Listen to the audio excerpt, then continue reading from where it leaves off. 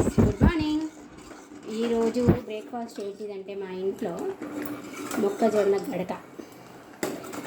ఇది మా చిన్నప్పుడు మా అమ్మమ్మ మా నాన్నమ్మ వాళ్ళ ఇంటికి సమ్మర్ హాలిడేస్కి వాళ్ళ ఇంటికి పోయినప్పుడు ఇప్పుడు మనం ఎలాగోనో బ్రేక్ఫాస్ట్ ఇడ్లీ దోశ ఉప్మా ఇలాగా చేసుకుంటున్నాము.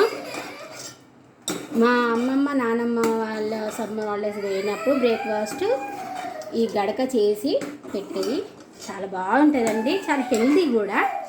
రోజు ఇడ్లీ దోశ ఉప్మా తినే కంటే అప్పుడప్పుడు ఇలా చేసుకొని తినండి, ఆరోగ్యానికి చాలా మంచిదండి.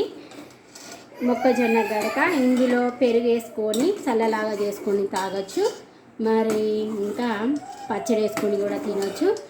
ఇంకా అప్పుడు మా నాన్నమ్మ అయితే చేపల పులుసు వేసి కలిపి ఇచ్చేది, బాగుంటుంది, అట్లా కూడా బాగుంటుంది.